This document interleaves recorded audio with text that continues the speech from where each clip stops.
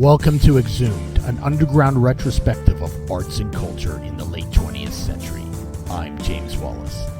In this episode, we are going to look at the peak and decline of thrash metal in the 90s. Metallica got back on their feet and gave Jason a chance to integrate into the band by releasing an EP of cover songs. Dubbed the 598 EP Garage Days Revisited, named after the price of the EP. The band wanted to play a tribute to the new wave of British heavy metal, early heavy rock, punk, and post-punk bands that influenced them. Songs included a cover of the Diamond Head song Helpless, The Small Hours by Scottish band Holocaust, The Weight by legendary post-punkers Killing Joke, Crash Course in Brain Surgery by Welsh rockers Budgie, and two songs by the punk hardcore band The Misfits, Last Caress and Green Hell. The members were big fans of Glenn Danzig's music and often wore Misfits and Sam Hain t-shirts.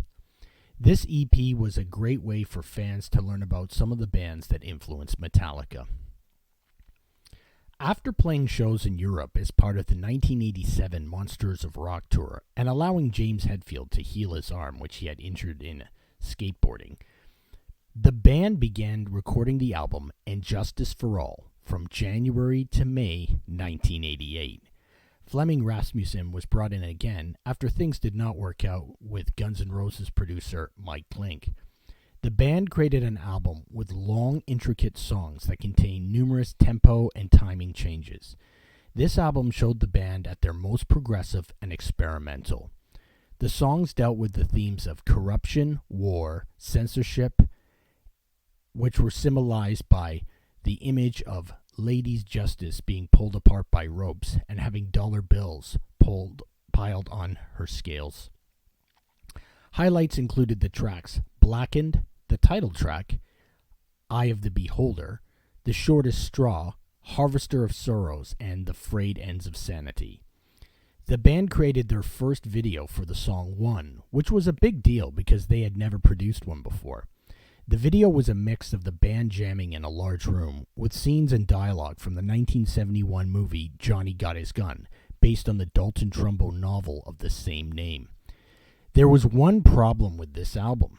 The bass of Jason Newsted had been turned down in the mix, apparently at the request of Ulrich and Hetfield, and as a result, couldn't really be heard properly. Newsted was quite upset about the mix as he had put a lot of effort into his playing. The album was very commercially successful and peaked at number 6 on the Billboard 200. They ended up getting nominated for Best Hard Rock and Heavy Metal Performance, but lost to that extreme metal band, Jethro Tull. Dave Mustaine's topsy-turvy trajectory continued as he recorded the 1988 album, So Far, So Good, So What. The album continued with their technical intensity and contained a cover of Anarchy in the UK by the Sex Pistols that actually had Sex Pistols guitarist Steve Jones playing a solo on the track. The new guitarist Jeff Young and new drummer Chuck Beller had similar drug problems as their predecessors. They were let go after a short tour. But Mustaine was no saint either. He was eventually arrested for impaired driving with 7 different drugs in his system and was ordered to go to rehab. This would be the first of many trips. Mustaine, now sober, would hire cacophony guitar virtuoso Marty Friedman and the drum tech for Chuck Billar, Nick Menza. With bassist Dave Ellison, who had remained loyal to Mustaine since the beginning, this new lineup would create the ultimate thrash masterpiece, Rust in Peace. Many thrash metal fans have praised this album as the greatest thrash metal album of all time. The album is intense, displaying unbelievable levels of musicianship, particularly from lead guitarist Marty Friedman. Complex time signatures that function in strong songwriting structures. This combination of sounds is demonstrated in full force on the first 2 tracks of the albums, Holy War's Punishment Due and Hangar 18. On Holy Wars, the band plays frantic riffs at high intensity, backed by the thunderous drums of Nick Menza. Mustaine rants about religious conflicts and had been influenced by the troubles happening in Northern Ireland. Hangar 18 is just as intense and musically intricate, with blistering solos by Friedman. The lyrics are ironically about a hangar at a military base that contains UFO technology. Earlier on, Mustaine had kicked out John Cyrus from Agent Seal because he wanted to include UFO themes in the songs. Megadeth had produced an album that exemplified the peak of the genre. Anthrax continued to be successful. They released State of Euphoria in 1988, which reached number 30 on the charts. They would go on to release Persistence of Time in 1990, which included a unique cover of Joe Jackson's song, Got the Time. In 1991, Anthrax collaborated with Public Enemy and covered the rap group song Bring the Noise. The sound here was a foreshadowing of the nu metal sounds that would emerge later in the 90s. Slayer also continued on their path of creating an evil-sounding thrash. In 1988, Slayer toned down the tempos of the sound and focused more on a melodic approach, but continued to keep the dark atmosphere. This album would be called South of Heaven. For the follow-up, Slayer would combine the speed of Rain and Blood and the melody of South of Heaven on 1990's Seasons in the Abyss, which included a song, Dead Skin Mask, about serial killer Ed Gein. Their first video for the title track was filmed in Giza, Egypt. The album was certified gold in 1992. Thrash bands were selling well. 3 thrash bands that were pushing the brutality of thrash were Sadist from Antioch, California, Morbid Saint from Sheboygan, Wisconsin, and Demolition Hammer from the Bronx, New York.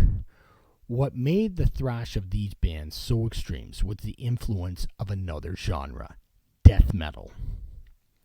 In the mid-1980s, a band out of San Francisco were playing an extreme form of thrash that had guttural vocals and lyrics that dealt with Satanism and other evil topics. The band's name was Possessed and included future Blind Guardian and Primus guitarist Larry Lalonde. They released an album in 1985 called Seven Churches, and the final track on the album was titled Death Metal. Eventually, the name would be used to describe a genre of music. The official birth of the genre happened in Tampa, Florida in 1987. Chuck Schulinger formed a band called Mantis in 1984, but the name would eventually be simply Death. The band played both slow-pace and fast-paced heavy riffs with down-tuned guitars, brutal growling vocals, and lyrics about gore and violence.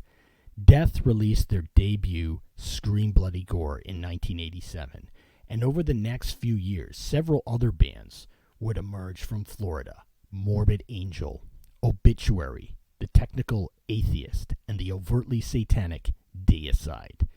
The sound would spread across America and the world. Cannibal Corpse would emerge from Buffalo. Bolt Thrower and Carcass would form in England, and a large scene developed in Sweden with bands like Entombed, Unleashed, and Dismember. The brutality of this music made thrash seem kind of tame by comparison, and this was not the only genre challenging the heaviness of thrash. Pushing the tempo and the heaviness of Discharge, several bands in England created music that was almost a blur of sound. Napalm Death, Doom, Sore Throat, and Extreme Noise Terror. This style was known as Grindcore, and the sound was fast and loud in a way never heard before, and included insane double bass drum blast beats. Lyrics were left-wing politically and were influenced by the crust punk movement. Napalm Death's song was actually only 1.36 seconds long. Over in Norway, a scene would emerge that brought back the black metal of Venom, Hellhammer, and Bathory. Bands like Mayhem, Dark Throne, Burzum, Emperor, and Enslave were corpse paint makeup and chainmail, sang about Nordic paganism, and produced brutal lo-fi music. Unfortunately, some of the members burned down churches and got involved in murder. Death metal, grindcore, and black metal provided a new underground challenge to thrash bands who were becoming more commercially successful. There were other developments in genres that were adjacent to thrash. Out of New York, a band was formed by CBGB soundman Tommy Victor, CBGB doorman Mike Kirkland, and former Swans drummer Ted Parsons. The band was known as Prong. The band released the EP Primitive Origins and in 1988 Force Fed. These recordings had both elements of crossover thrash and New York noise rock. With the release of 1989's Beg to Differ, the riffs had a rhythmic groove to them and were influenced by British post-punk band Killing Joke. Kirkland would leave to be replaced by former Flotsam and Jetsam bassist Troy Gregory for 1991's Prove You Wrong, which integrated industrial sounds into the rhythmic groove, and Gregory ended up getting replaced by Killing Joke's Paul Raven on 1994's Cleansing and 1996's Rude Awakening. And their sound, by that point, had evolved away from thrash metal. Another band that was integrating groove into the thrash sound was Ex-Hoarder out of New Orleans. Their albums Slaughter in the Vatican and The Law prefigured where metal would go in the 90s. A band that was inspired by both Prong and Ex-Hoarder and would create a groove metal sound that would be a true force to reckon with was Texas' own Pantera. Formed by brothers Daryl and Vinnie Abbott, they were joined by bassist Rex Brown and singer Terry Glaze. They produced 3 albums of hair metal: Metal Magic, Projects in the Jungle, and I Am the Night. The band wanted to go into a heavier thrash direction, but Glaze wanted to continue to play hair metal. New Orleans native Phil Anselmo was brought in as a replacement vocalist. They released Power Metal in 1988, which had more of a speed metal and Judas Priest influence. For the next album, Anselmo decided to give himself a mohawk, use rougher vocals, while the rest of the band would create a heavy, groovy thrash sound. The result was 1990's Cowboys from Hell. The title track became a mosh pit anthem, and the groovy sound indicated where metal was going to go in the 90s. Anselmo would shave his head, and the band would further up the intensity on 1992's Vulgar Display of Power and 1994's Far Beyond Driven.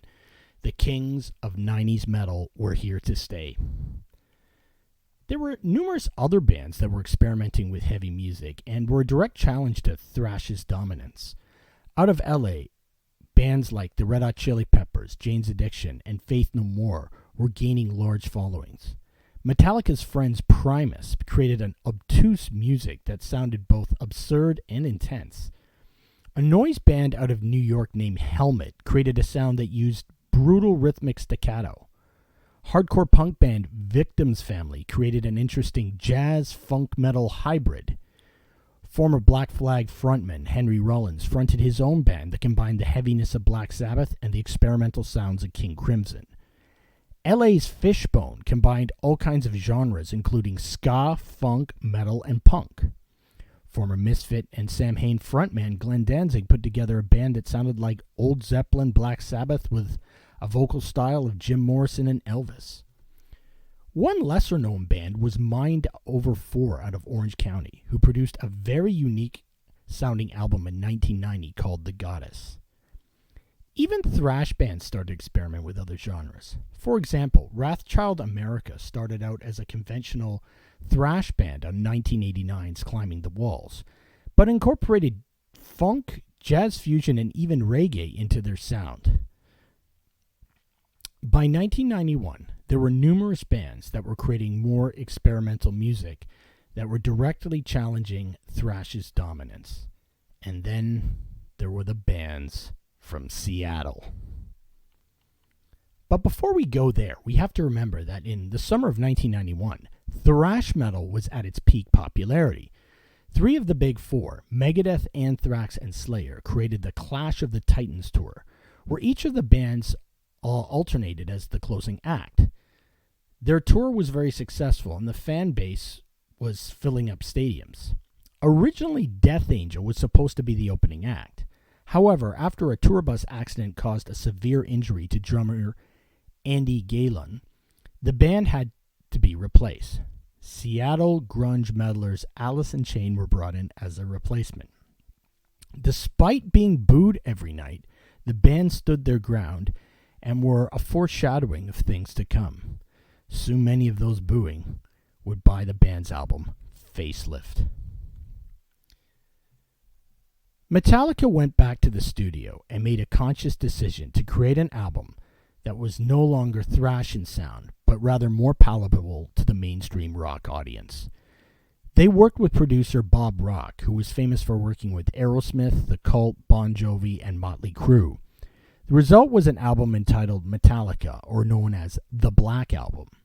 The album debuted at number 1 on the Billboard charts in August 1991, and the video for Enter Sandman was on regular rotation on MTV.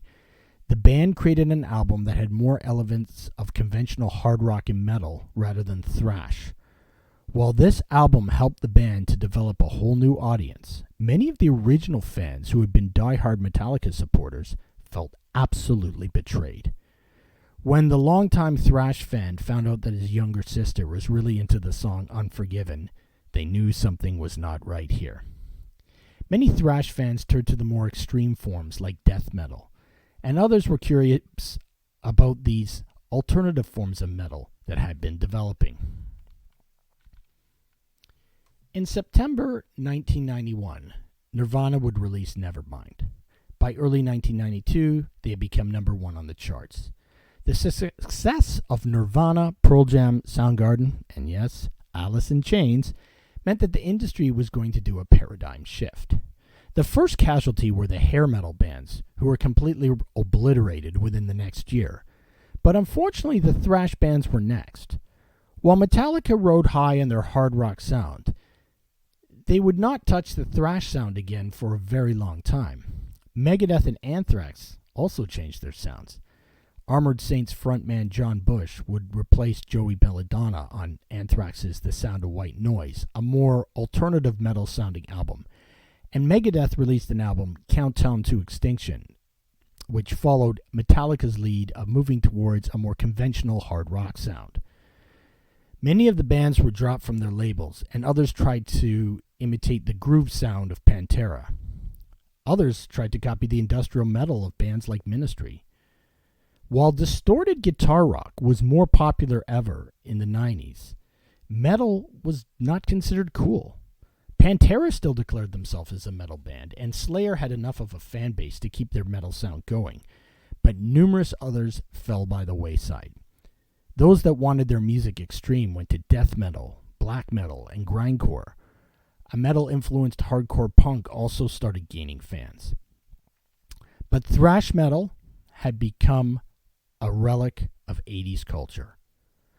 For many, one of the last great real thrash metal albums was Demolition Hammer's 1992 classic Epidemic of Violence, with its intense drumming and brutal vocals. Eventually, bands like Municipal Waste would bring back thrash again in the late 90s and 2000s. But the thrash era was really an 80s phenomenon. It was a musical style that appealed to people who wanted to rebel against the mainstream, release their energy, deal with shocking subject matter, and show off musical prowess, like 60s garage bands did. Likewise, in the 80s, thrash is a genre that produced so many classic albums, and so much of the music has aged well. Though dismissed by so many critics at the time, thrash metal is one of the great musical genres. Thank you for listening to Exhumed. Please tune in to the next episode. I'm James Wallace.